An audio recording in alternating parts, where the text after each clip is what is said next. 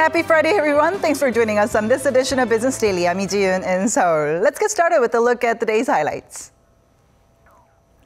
Samsung Electronics estimates that its operating profit for the first quarter will jump nearly 50% on year, despite its de facto boss Jaeyong being on trial. The two world powers have finally met, U.S. President Donald Trump and China's President Xi Jinping. And we take a look at what we can expect from this closely watched meeting. These stories and more coming right up.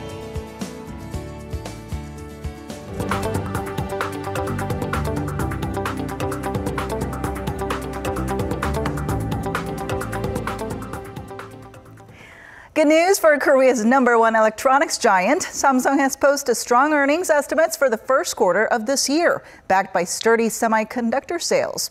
With favorable outlooks on chip sales and the new Galaxy S8 smartphone, the company's margin is expected to grow even more in the quarters to come. Our Oh Soo-young starts us off. Samsung Electronics has had a strong start to the year, raking in what's expected to be its second largest quarterly profit in history. The Korean tech giant posted its earnings estimate for the first quarter of this year, with sales amounting to 50 trillion won, or roughly $44 billion. Operating profit rose to $8.7 billion, more than 7% up from the previous quarter and almost 50% higher than the year before. It would beat the market consensus of $8.1 billion. The electronics giant's gains are largely attributed to the rise in chip prices over the past year. Samsung is the world's biggest semiconductor supplier, leading both the DRAM and NAND flash markets, according to industry tracker DRAM Exchange. With the global chip market expected to grow as Chinese smartphone makers work up an appetite for high-storage semiconductors, experts believe the quarters ahead will reap even bigger profits for the Korean company. Also, the release of its flagship smartphone Galaxy S8 is expected to post record-breaking sales. Most experts believe more than 50 million units will be sold in its first year of release. Even the release of the iPhone 8 is likely to boost the margin for Samsung, as Apple reportedly ordered some 70 million units of Samsung's OLED panels this year to upgrade its display. Oh Soo-young, Business Daily. Chinese smartphone maker Huawei has won a patent lawsuit against Korean tech giant Samsung Electronics. China's Changzhou Intermediary Court ordered Samsung to pay 80 million yuan, or $11.6 million to Huawei for infringing the firm's smartphone cellular technology. Huawei filed lawsuits both in America and China last May, accusing Samsung of making more than 20 phone and tablet models using its technologies without permission. Samsung countersued 2 months later for alleged infringement of its IP certification patents. The Korean firm said it will review the court's decision and decide on its response at a later date. Pre-orders for Samsung's latest smartphone, Galaxy S8, have begun here in Korea. Korea's 3 mobile carriers, SK Telecom, KT, and LGU+, will accept pre-orders at their retail outlets and on their websites through April 17th. Now, a lot is riding on this new device. So as our Eunice Kim tells us, Samsung is offering a number of incentives in the hope of setting some pre-order records. The world's biggest smartphone maker's newest flagship models are almost here. With local pre-ordering of Samsung's Galaxy S8 and S8 Plus starting Friday, Korean mobile carriers have introduced various bonuses for their earliest customers, such as a Bluetooth speaker worth more than $100 or a huge discount on their monthly phone bill. Samsung also has a few online events for the early birds. While the incentives are expected to boost sales, a key benchmark will be whether the S8 can beat pre-orders of last year's Galaxy Note 7 phablet, which set a record of almost 400,000 units locally. Early sales in Korea will run through the 17th of this month, and customers will have the S8 in their hands as early as April 18th.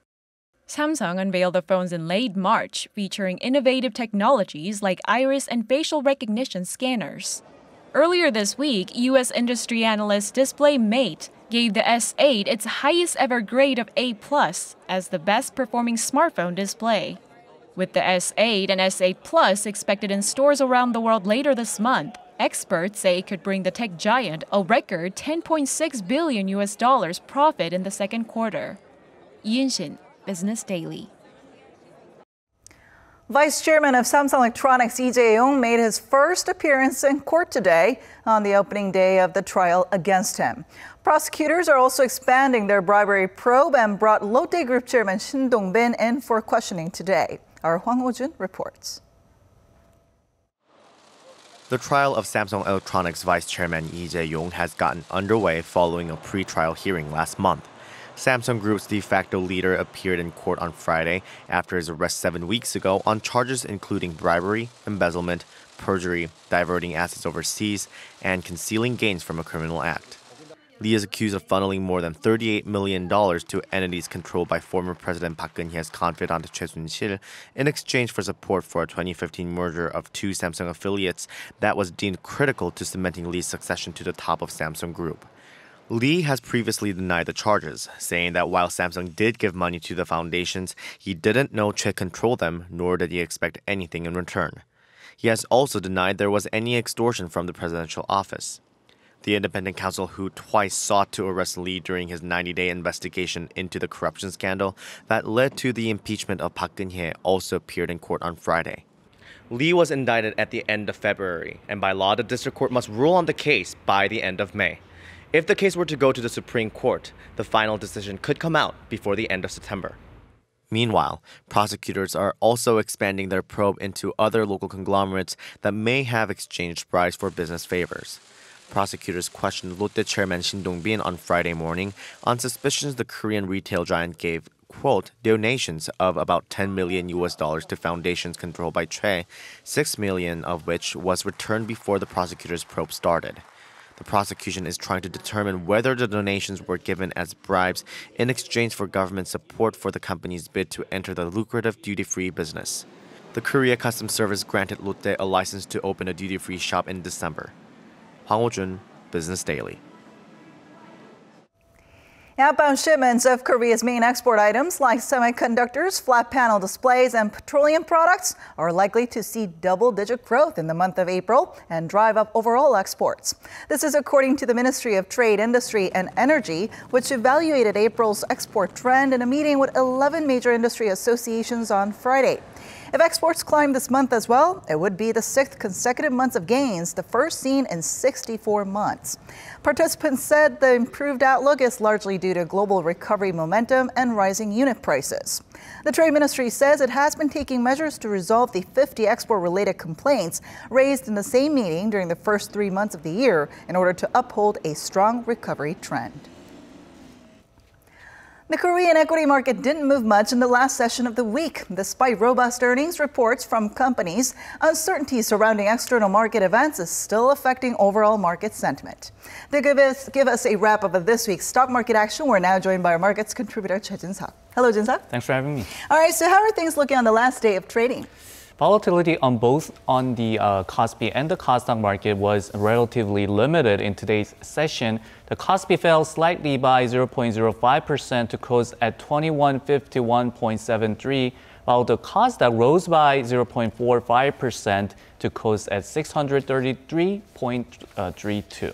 The Kospi market opened the session with a slight uptick, but it soon gave up early gains as foreigners unloaded shares.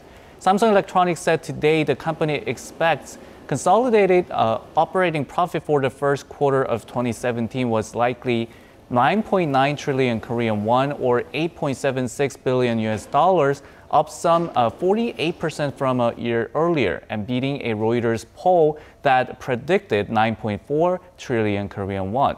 Despite robust earnings by the largest stock by market cap, the Kospi market didn't see a boost and share prices of Samsung Electronics were once down by 1.5% during the session.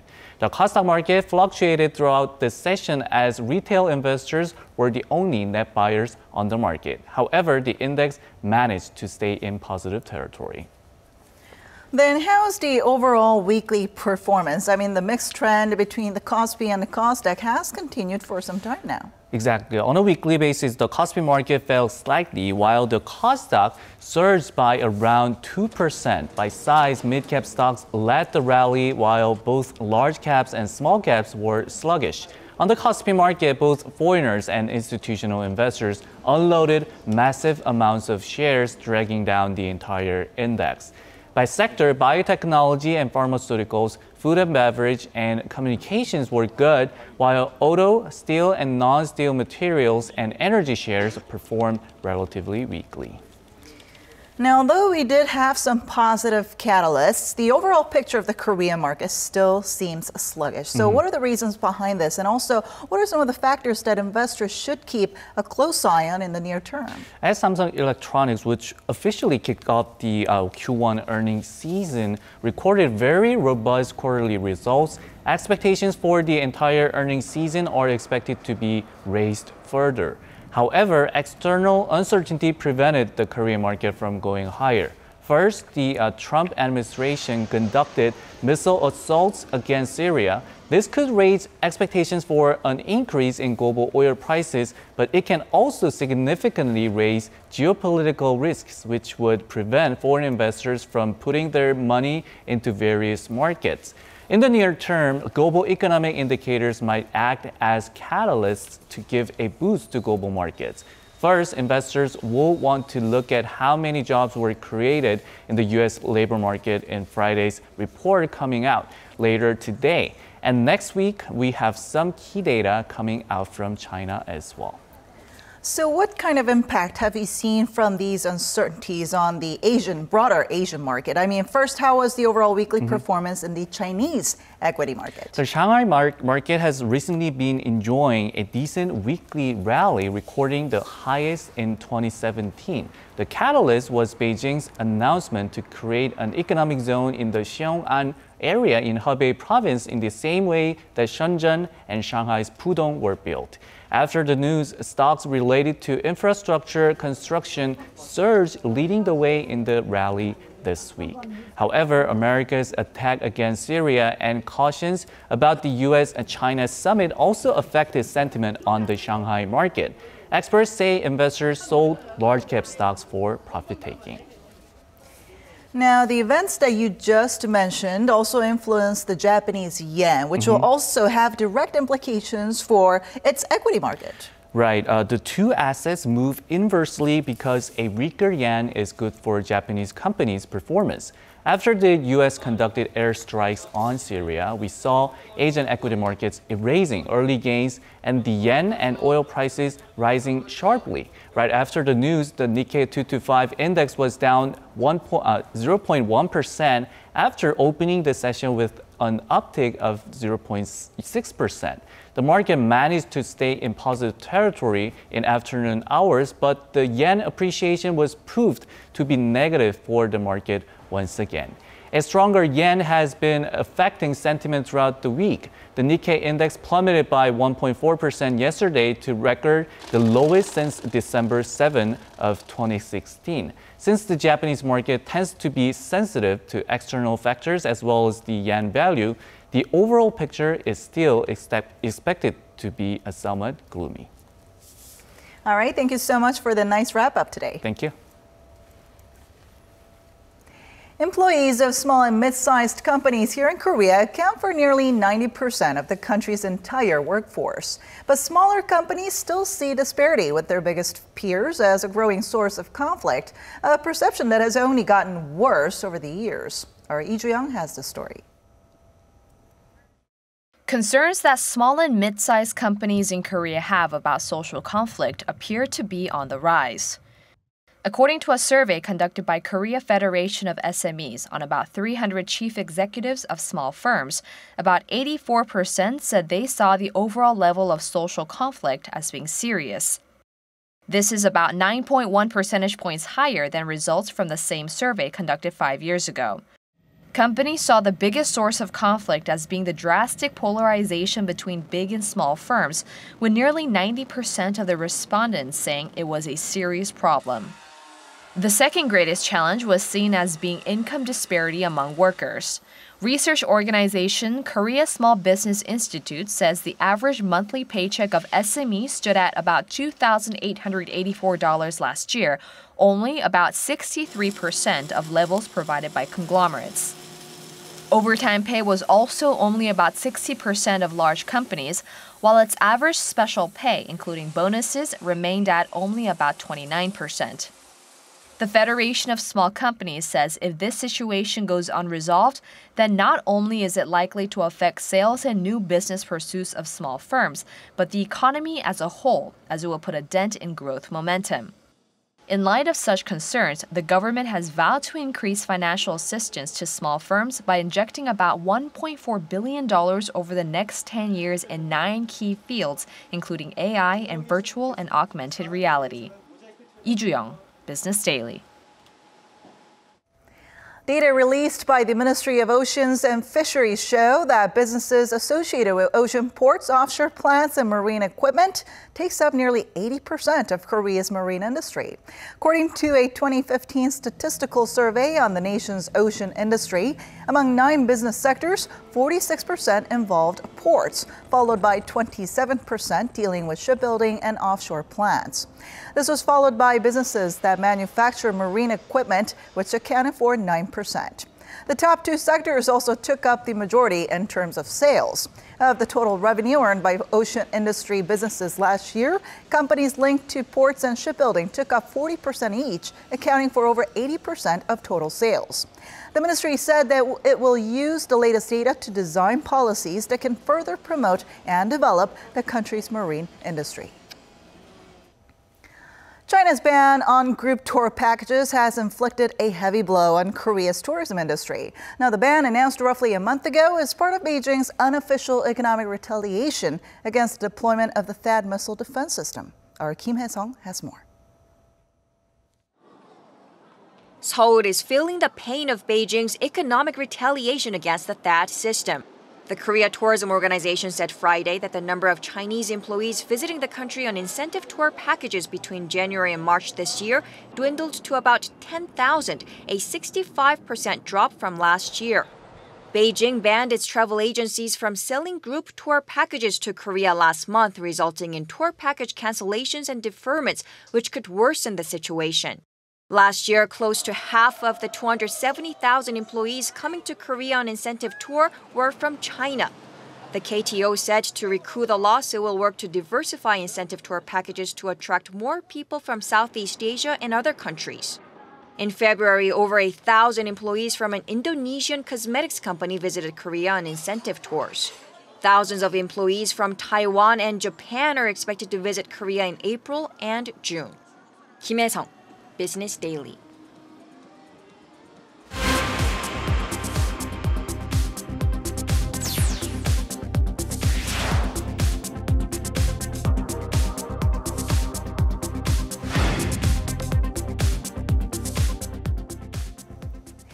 Time now for a look through some important global business stories from the week. And for that, we're now joined by Eunice Kim in the studio. Hello, Eunice. Hello. All right, so Chinese President Xi Jinping has arrived in the U.S. And has wrapped up his first evening with President Trump in Palm Beach, Florida. Now, what have you seen so far, and what will be surely closely watched meeting? Yeah, that's absolutely right. You know, President Trump certainly exerting a more friendlier and warmer vibe, if I may say so myself, as he hosts Chinese President Xi Jinping and First Lady Peng Liyuan. Now, passing a military honor guard Thursday afternoon local time, the two arrived at Mar-a-Lago Resort, where they were greeted by President Trump and First Lady Melania Trump. It's noteworthy that this is the first face-to-face meeting between the two world leaders. There had been, and to a measure still are, concerns of a potential trade war between the two, given some of the belligerent comments that had been made about China by President Trump. But that tone was noticeably different at dinner. I just want to say it's a great honor to have the President of China and his incredibly talented wife, a great celebrity in China, a great singer. It's an honor to have you in the United States. We've had a long discussion already, and so far I have gotten nothing, absolutely nothing. But we have developed a friendship, I can see that, and I think long term we're going to have a very, very great relationship, and I look very much forward to it. President Trump cracking a joke there. Now, the dinner will be followed by Friday round of meetings, presumably on trade, security issues, including North Korea, and the world economy at large. President Xi's trip, clocking in at less than 24 hours, is expected to wrap up with a lunch. White House aides say the main objective of this first meet will be to lay the groundwork for a relationship more, quote, fair, balanced, and based on the principle of reciprocity, by first getting beyond the mutual skepticism that had developed over the months prior.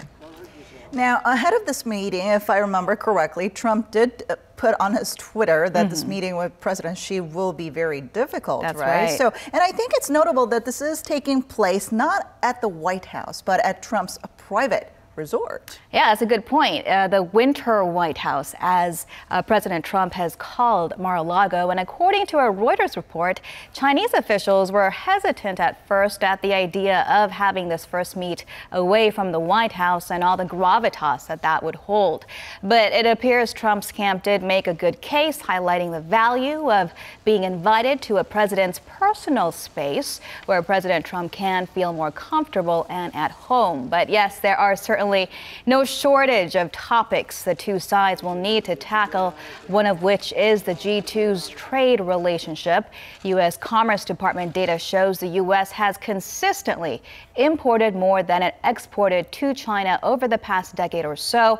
As of last year, U.S. imports had accounted for some 74% of their trade relationship, with China's imports to the U.S. taking up the remaining 26%. So how likely are we to see some big announcements coming out of this initial meeting?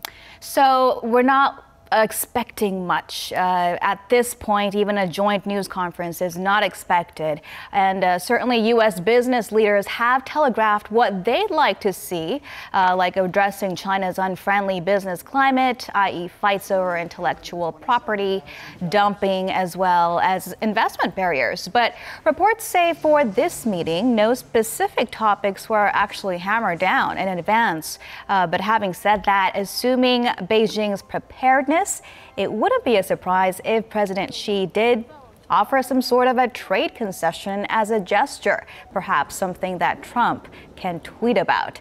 This as the U.S. Commerce Department is said to be working on a full report on all of its trade partners, counting every, quote, non-reciprocal practice that contributes to its trade deficits. Commerce Secretary Wilbur Ross had said last week that this line-by-line, country-by-country report would be a tool for the White House to make informed decisions with a, quote, measured and analytical approach as it cracks down on nations that it deems as cheating on trade with the U.S.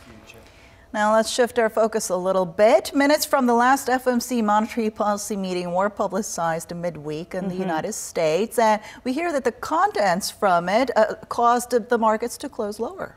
That's right. So on Wednesday, local time on Wall Street, we did see it close lower, a trend that continued into the Asian trading hours as well.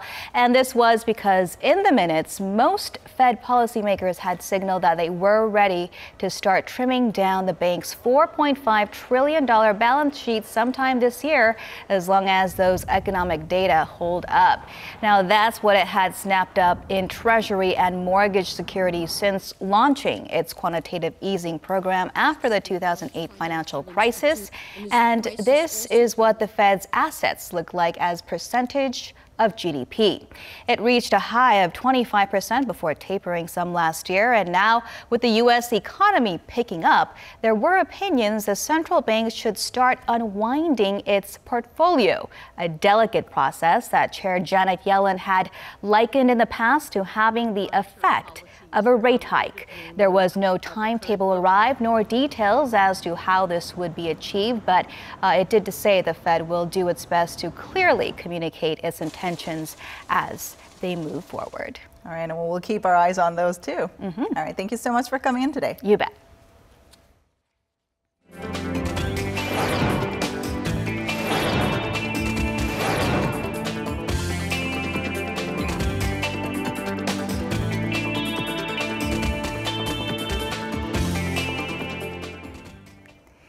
And that wraps it up for today and this week. Thanks so much for watching. I'll be back next week with more at the same time, same place for your Business Daily. Until then, goodbye.